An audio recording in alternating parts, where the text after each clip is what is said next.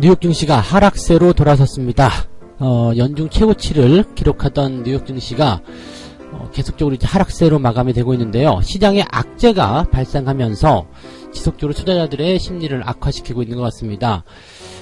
타결 기대감을 계속적으로 가지고 있었던 무역 합의가 올해 안에 해결되기가 어려울 것이다. 또는 내년도까지도 해결이 어려울 수도 있다라는 불안정한 전망이 나오면서 거기에 대한 불안감이 커졌다고 볼 수 있겠습니다. 자, 무역 협상에 대한 이야기 어떻게 진전되고 있는지 살펴보도록 하겠습니다. 메모리 업황에 대한 이야기가 긍정적으로 나오기 시작했습니다. 반도체 투톱, 삼성전자와 하이닉스의 목표 주가가 상향 조정이 됐는데요. 자, 이 상향 조정에 대한 부분이 너무 터무니없이 많이 높은 수준이 아니기 때문에 현재 주가 대비해서 어느 정도 좀 예상해 볼 수 있는, 조금 기대해 볼 수 있는 그런 정도 수준이라 이번에 반도체 업황에 대한 반등, 목표 주가 상향 조정은 증시에 약간의 도움이 되지 않을까라는 생각이 좀 듭니다. 그래서 이 내용들 같이 한번 알아보도록 하겠습니다. 최근에 현대차에 대한 좋은 소식들이 전해지고 있습니다. 현대차가 살아나면서 기지개를 켠 부품주라는 제목의 뉴스가 나왔는데 부품주들의 실적도 같이 좋아지고 있다라는 얘기가 나오고 있죠. 당연히 이제 어떠한 종목들이 더 좋은 것인지 어떤 종목을 사야 되는지는 옥석가리가 필요하다라고 되어 있지만 이 자동차 업황과 부품주들 같이 공존하는 모습들이 나타나고 있어서 여기에 대한 주목이 필요하다고 합니다. 이 이야기까지 같이 전달해 드리도록 하겠습니다. 네, 반갑습니다. 오늘은 11월 21일입니다. 목요일이고요. 증시가 연일 부담스러운 모습을 좀 보이고 있습니다. 다른 부분이 아니라 잘 될 것이다 라고 생각하고 있었던, 또 기대감을 가지고 있었던 그러한 내용에서 부담을 만들어주는 형태의 상황이 벌어져서 투자자들 입장에서는 조금 실망감이 더 커지지 않았을까라는 생각 좀 해보고요. 그러한 실망감 속에서 지수의 어떤 변동성이 나타나니까 이러한 내용들은 상당히 부담으로까지 받아들일 수밖에 없는 그런 내용이 되지 않았을까 생각합니다. 그래서 만약에 이 무역 협상에 대한 부분들이 투자자들이 생각하는 것처럼 굉장히 안 좋은 방향으로 흘러가게 된다면 지수는 또 한번 크게 출렁이는 모습이 나올 수도 있을 것 같습니다. 이 이야기 자세하게 한번 전달해 드릴게요. 첫 번째 소식인데요. 미국과 중국의 1단계 무역 협의가 올해 안에 이루어지지 않을 것 같다라는 이야기가 나왔습니다. 그리고 협상이 타결되지 않을 경우에 12월 15일이죠. 1560억 달러에 달하는 중국 수입품에 대해서 15% 추가 관세가 강행될 것이다. 관세가 추가가 된다 그러면은 상당히 힘든 상황이 만들어지겠죠. 사실은 11월, 즉 이번 달 안에 시진핑과 트럼프가 전격적으로 만나서 무언가를 만들어내야 된다라는 이야기가 있었는데 이게 지금 흐지부지 되고 있는 상태예요. 답부 상태가 됐고 12월까지 간다고 하더라도 지금쯤이면 뭔가 이야기가 나와야지 된다는 이야기인데 그런 게 전혀 없기 때문에 현재 시점에서는 이런 불안정하다라는 어떤 전망들이 조금 더 힘을 싣고 있는 것이 아닌가라고 생각이 듭니다. 일단 다우지수부터 해서 나스닥, S&P 500까지 전부 다 하락세로 마감이 됐는데 일단 미국과 중국이 서로 내세우고 있는 이야기를 좀 살펴보게 되면 중국은 미국에게 그 추가 관세에 대한 부분들 일단 철회해라. 12월에 추가 관세 보류, 그 다음에 기존의 관세 우리한테 매긴 거 철회해라. 그래야지 우리가 너희들에게 농산물 사줄 거 아니냐. 아무런 대가 없이 우리도 너희들에게 농산물을 사준다는 거는 이건 말이 안 되는 거 아니야. 이거 협상이 아니지 않겠느냐? 라고 얘기하는 거죠. 그래서 트럼프는 이제 그렇다면 너희들이 농산물 사는 것 외에 지적재산권 보호, 금융시장 개방 이런 것들에 대한 내용들을 너희들도 인정해라. 그러니까 지금 얘기가요, 스몰 딜이라는 쪽으로 딱 집중이 되고 있어서 그냥 농산물 좀 사주고 그 다음에 관세에 대한 부분을 조금 양보해주고 일단 이렇게 도장을 찍자. 여기까지 일단 끝내고 그리고 나서 2차 회담으로 가가지고 나머지 골치 아픈 문제들을 해결하자. 즉 스몰 딜의 형태로 가고 있었는데 이거를요 다 그냥 끄집어낸 거죠. 2차에서 하려고 했었는 이야기. 관세를 철회해라. 그 관세 철회할 거면 이것도 해줘라. 그거 할 거면 관세 또 철회해라. 다른 요구 들어달라. 계속 그냥 앞서서 답보 상태를 보였기 때문에 이번 협상에선 제외를 시키고 제대로 된 것만 해보자라고 했었던 것들 외에 자꾸 덤태기 씌는 거죠. 야, 니네가 그렇게 요구하면 우리도 이거 해줘. 니네가 또 요구하면 이것도 해줘. 이런 식으로 계속 돼버리는 거죠. 그렇게 되면은요, 올해 안에 이 스몰딜에 대한 도장 찍기가 어려워지는 거죠. 그리고 내년에도 이런 부분들은 타결이 쉽지 않다라고 얘기가 나오는 거죠. 그리고 이런 무역 협상에 대한 스몰딜, 타결에 대한 기대감으로 주가를 올려놨는데 여기에 대한 실망감으로 주가가 내려가 버린다. 이렇게 되면 어떻게 될까요? 당연히 변화가 생기겠죠. 힘들어지는 모습이 나타날 수밖에 없는 겁니다. 자, 이러한 지금 정황이 만들어졌기 때문에 투자자들 입장에서는요, 지금까지는 뭐 특별한 악재가 없다. 어쨌든 도장은 찍을 것이다. 라는 기대감을 가지고 버티고 있었는데, 여기에 대해서 그냥 올해 안에 안 된대. 올해 안에 안 되고, 내년에도 될지 안 될지 모르겠대. 왜냐면 내년도로 넘어가게 되면 이게 문제가 좀 심각해지는 게요. 내년도에 이제 트럼프의 재선이 있단 말이에요. 트럼프의 재선이 왜 심각한 문제냐면, 중국이 어떻게 보면은 트럼프의 재선을 지금 실패할 것이다 라고 생각하면서 노림수를 보일 수도 있거든요. 트럼프가 재선에 실패하게 된다면 당연히 민주당이 들어와가지고 정권을 잡게 될 거 아닙니까?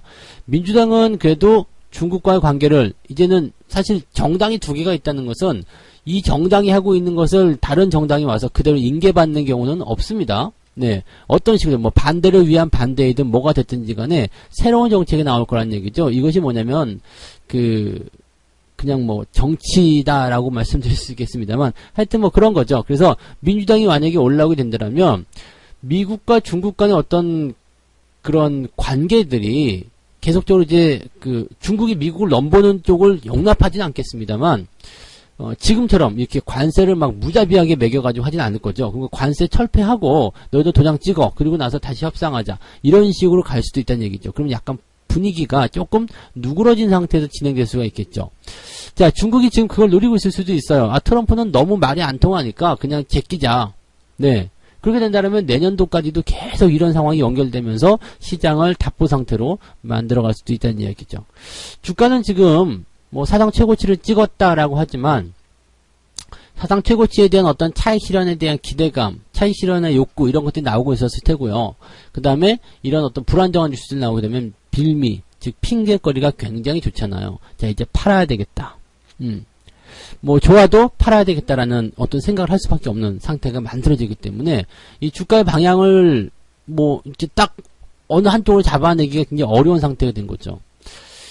지금 중국은요, 근데 1년을 더 기다리기는 조금 부담스러울 거예요. 왜냐면은 경제 성장률 같은 부분들이 너무나 많이 떨어져 있고 미국과의 어떤 관계가 계속 악화가 됨에 따라서 중국의 성장률이라든지 압박을 받는 그런 수준은 정말 뭐 상상을 초월할 것이라고 생각됩니다. 여기다가 지금 홍콩이라든지 이런 부분들 때문에 골치가 또 아픈 상태죠.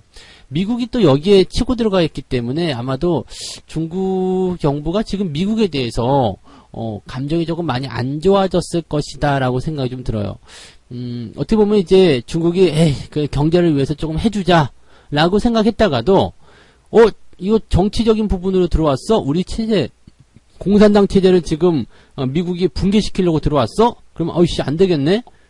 경제가 문제가 아니라 지금 정치가 문제 아니야? 라고 얘기하면서 미국을 이렇게 배제시키려는 움직임이 나타날 수도 있죠. 이렇게 되면 안 되겠네? 뭐 그것도 당연한 얘기가 될 것 같아요. 지금 경제 성장률 몇 프로 떨어지는 게 중요한 게 아니라 공산당 체제가 흔들려 버리게 된다면 뭐 추가적인 어떤 장기 집권이라든지 전체적으로 중국의 어떤 권력 중심의 이런 부분 체제들이 흔들려 버릴 수 있다는 얘기죠. 그래서 참 이 문제 자체가 조금 어려워졌어요. 그래서 이 무역 협상에 대한 부분들이 어떻게 흘러가는지 어떻게 가는지에 대해서 우리가 조금 더 지켜볼 필요가 생긴 것 같습니다. 그래서 마냥 낙관할 만한 그런 내용이 아니다라고 좀 생각이 된 것 같고요.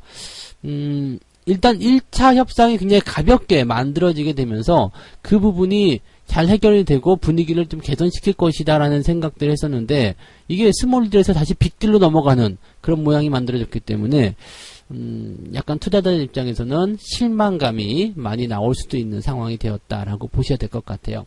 일단 경기가 좋다라는 어떤 기대감 뭐 그런 것들은 계속 생기고 있고 또 금리도 계속 낮추고 있고 이런 모습이 있지만은 근본적으로 미중 무역 협상이 해결되지 않는다면 이런 것들은 그냥 언발의 오줌 누기 그런 정도가 되지 않을까 생각합니다.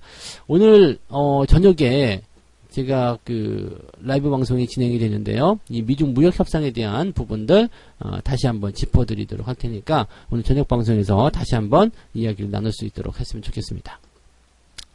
자, 두 번째 이야기 가도록 합니다.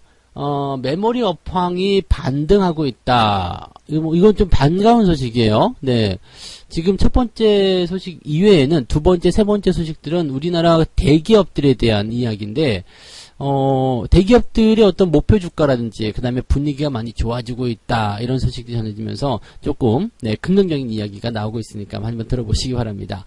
두 번째, 메모리 업황이 반등하고 있다. 이것은 뭐 삼성전자 하이닉스 이야기를 보셔야 되겠죠. D램에 대한 수요가 급증하고 있다라고 되어 있는데, 이 D램에 대한 수요는 5G 서비스가 확대가 됨에 따라서 많이 쓰일 것이라고 했죠.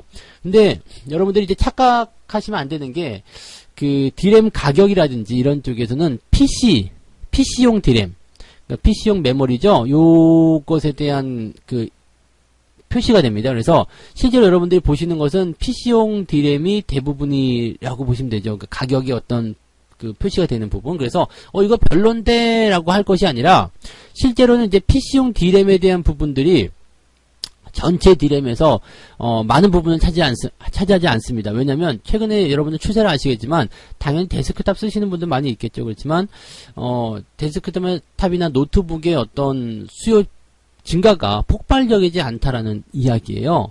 그리고 이 수요가 지금 집집마다 데스크탑 없애고 있는 건 알고 계시죠? 요즘엔 다 노트북으로 그냥 그렇게들 많이들 사용하더라고요. 그래서 그런 식으로 많이 바뀌고 있는 상황이고요. 뭐 저같이 이제 이렇게 컴퓨터를 가지고서 일을 하는 사람이 아닌 이상은 컴퓨터를 뭐 2대씩 3대씩 이렇게 보유하지 않는다. 이런 어떤 상황인 것 같아요. 그래서 PC용 D램의 수요는 점점 줄어들게 되기 때문에 또 작지 않기 때문에 이 D램의 가격은 조금 변동이 있을 수 있다. 그런데 이 5G 서비스가 상용화되기 시작하면서 서버용 D램, 그 다음에 모바일이 진행되면서 모바일용 D램, 이런 쪽의 그 메모리 수요가 크게 늘어났다고 합니다. 그리고 이런 쪽에 그 비중 자체가 커지고 있는 상황이기 때문에 이쪽에서 실질적으로 이제 수요와 함께 실적 증가가 일어나고 있다라고 되어 있네요.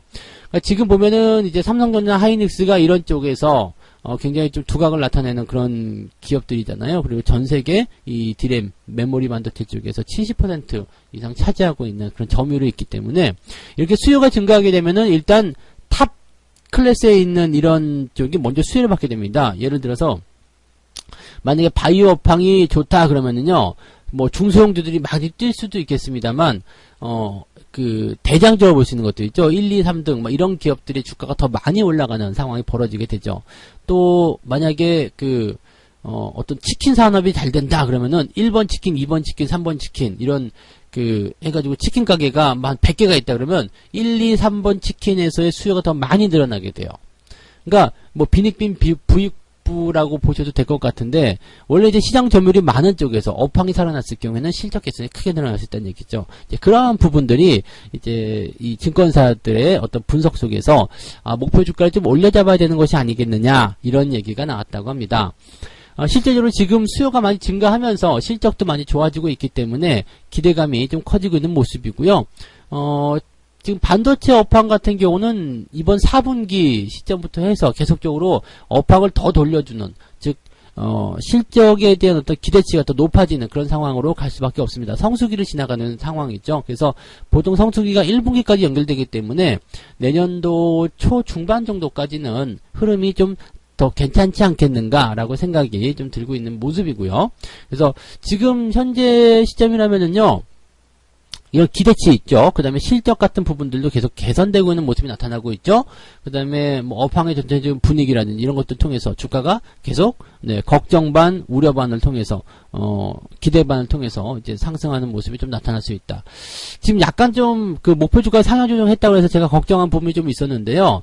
지금 보시면은 뭐 기존의 목표 주가 삼성전자 같은 경우 6만원에서 68,000원 또는 6만원에서 63,000원 이런 식으로 올렸고, 하이닉스 같은 경우도 목표 주가가 98,000원에서 10만원으로 또는 97,000원에서 104,000원으로, 그러니까 상승폭이 많지가 않아요. 그냥 과거에 뭐 280만 원 정도, 260만 원 정도 했을 때 목표 주가 400만 원이다. 이런 식으로 그냥 확 뛰어 올려서 그렇게 나오는 것이 아니라 현재 주가 뭐 5만 원인데 한 6만 원대 중반 정도까지 가지 않겠냐. 그러면은 사실 목표가 지금 현재가 대비해서 뭐 2배 정도 뛰는 또는 50% 이상 뛰는 그런 너무 괴리가 있는 목표 주가가 아니라 현실 가능성이 있죠. 5만 원에서 6만 원까지 간다. 그러면은 뭐 한 20% 정도 올라가는 거죠. 그 정도는 주가가 충분히 움직일 수 있는 상황이니까 그 정도 가능성이 있다. 그리고 이런 부분들이 이제 1년치 목표 주가이기 때문에 업황 개선되면 가능하다라고 얘기가 나오는 거죠. 그래서 이 정도로 이제 목표 주가가 조금 현실성이 있다라고 생각한다라면 이것은 증시에 도움이 좀 될 수 있습니다. 그래서 조금만 더 가면 도달할 수 있겠는데 이런 생각들 할 수 있겠죠. 그래서 아마도 이제 이런 식의 어떤 목표 주가 상승은 현재로서는 부정적이지 않다라고 볼 수 있겠고요. 너무 이제 업황이 잘 돼가지고 막 좋은 이야기 하면서 황당무계한 그런 목표 주가 나오지 않는 이상은 증시에는 좀 도움이 될 수 있다라고 보시면 되겠습니다. 지금은 일단 좋은 식으로 받아들이셔도 좋을 것 같습니다. 그래서 반도체 업황 계속 살펴보시면 좋겠고요. 반도체 업황이 좀 좋아지게 된다라면 뭐 수급이라든지 이런 것들 통해서 증시에도 도움이 될 수 있을 것이다. 이렇게 보시면 되겠죠. 자, 세 번째는요. 현대차입니다. 자동차. 지금 삼성전자, 하이닉스 받고 현대차. 그럼 이제 시총 상위에 있는 거 쭉 뽑아갖고 보는 거죠. 현대차가 살아났다, 기아자동차가 살아났다 이런 게 있는데 지금 이익이 많이 개선되고 있는 모습 확인되실 거예요. 실적이 좋아지고 있고 또 내년에도 신차를 출시하게 되면서 그랜저 이런 것들 출시하게 되면서 기대감이 좀 모이고 있다라고 되어 있습니다. 일단 완성차 업체가 살아나게 되면 그 하위에 있는 그런 부품사들도 같이 좋아질 수밖에 없는 거죠. 큰 덩어리가 일단은 잘 된다. 만약에 자동차가 잘 팔린다 그러면 그 안에 들어가는 2만여 개가 넘는 2만 개인가요? 4만 개인가요? 하여튼 수없이 많은 그런 부품들의 수요도 같이 늘어나는 거죠. 자동차가 한 대 팔릴 때마다 부품들은 더 많이 팔릴 거 아니에요. 왜냐면 거기에 들어가는 것뿐만 아니라 AS, 여비 추가적인 그 상황에 대비할 수 있는 그런 그 부품까지도 같이 나와야 되기 때문에 이 자동차가 잘 팔릴수록 부품들은 더 많이 올라가게 되는 상황이 벌어지게 됩니다. 그래서 실적들이 다 같이 좋아질 수 있는 상황이 만들어졌다 보시면 되겠죠. 실제로 3분기에 부품업체들의 이익률은 약 50% 정도 증가세를 보였다라고 합니다. 서서히 좋아지고 있다 보시면 돼요. 그리고 자동차라든지 자동차 부품은 연계가 되어 있는 부분이기도 하고 자동차 업황은 또 경기 민감주로도 속해져 있죠. 그래서 시장이 많이 좋아질 것이다. 이런 기대감, 경기가 많이 부양될 것이다. 회복될 것이다. 이런 기대감이 있다라면 많이 좋아지는 상황이 벌어지게 되는 거라서 전체적인 시장 분위기와 그 다음에 업황의 호전이 실제로 나타나고 있는 것들 그리고 연계되어 있는 완성차와 부품주의 이런 연계성을 가지고서 부품 업체들이 같이 올라가는 모습이 나타나는 것 같아요. 실질적으로 이런 것도 있죠. 그 자동차 업황이 좋아지게 되면 현대차도 사야 되지만 부품주들도 꼭 사야 한다. 현대차도 사야 하지만 부품주는 꼭 사야 한다. 이런 얘기라고 보시면 될 것 같아요. 아까도 말씀드렸지만은 완성차가 한 대 팔릴 때 부품들은 2개, 3개씩 더 팔리게 되는 상황이 있기 때문에 그렇다. 물론 규모는 다르겠습니다만 그래도 그런 부분이 있다는 것을 참고하시면 되겠습니다.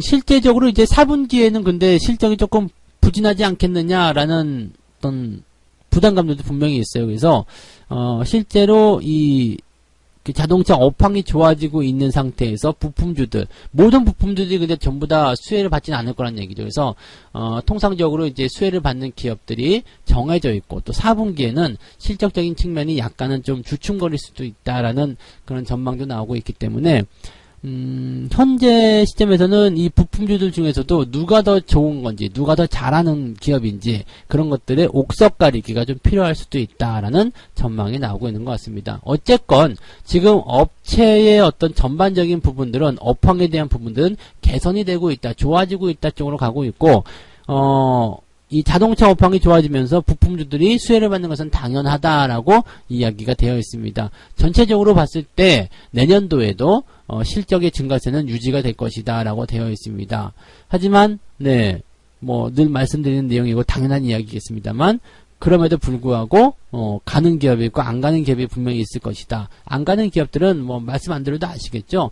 재무제표가 그동안 안 좋았다거나 네, 실제 계속 감소하고 있다거나 뭔가 문제가 있는 기업들이니까 그런 것들 재무제표상에서 살펴보시면은 대부분 다 아실 수가 있으리라 생각합니다. 그리고 어쨌든 재무제표를 이제 봐야 되는 시기가 왔어요. 연말이 다가오기도 했고요.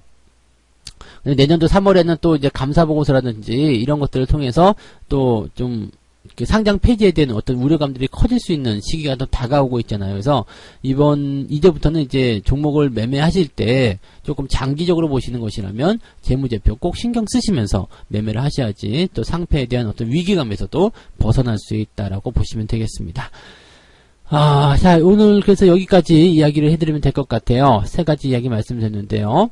뉴욕 증시가 미중의 무역 협상이 연내에 합의가 안 될 수도 있다. 이런 전망이 나오면서 불안정한 모습을 보였고 하락세로 마감했다. 그 얘기 전달해 드렸고 메모리 업황이 반등함에 따라서 하이닉스와 삼성전자의 목표 주가가 다 같이 뛰어올랐다. 긍정적인 이야기다라고 말씀을 좀 드렸습니다. 그리고 현대차, 즉 업황, 현대차와 기아차, 즉 완성차 업황이 살아나다 보니까 연관되어 있는 이런 부품주들의 움직임들도 같이 덩달아 좋아졌다. 하지만 늘 말씀드리지만 모두 다 좋을 수는 없을 것이다. 그래서 재무 구조가 좀 튼튼하고 좋은 그런 기업들 위주로 보시는 것이 이 업황에 대한 반등이 가져다주는 수혜를 가장 크게 입을 수 있는 상황이 될 것이다 라고 보시면 되겠네요. 자, 책 한 꼭지 읽고 마무리하도록 하겠습니다. 사람들이 부동산에서 돈을 벌고 주식에선 돈을 잃는 이유가 있다. 그들은 집을 선택하는 데에는 몇 달을 투자하지만 주식 선정은 수분 만에 해버리기 때문이다. 네, 너무 순식간에 이야기를 이제 결정을 짓는다라는 이야기가 되겠죠. 그래서 방금 전에 말씀드렸지만은요, 종목을 이제 선택하고 매수를 할 때 항상 재무제표 기본적으로 살펴봐야 되는 것들은 꼼꼼히 좀 살펴보시고 그렇게 대응을 해보실 필요가 있겠다. 이렇게 말씀을 드려야 되겠습니다. 자, 오늘 여기까지 이야기해 드리고요. 저는 다음 시간 다시 오겠습니다. 오늘도 약간은 변동성이 좀 예상이 되지만 여러분들 잘 해내실 수 있으리라 믿습니다. 성공투자 꼭 이렇게 내시기 바라고요. 다음 시간에 다시 뵙겠습니다. 고맙습니다.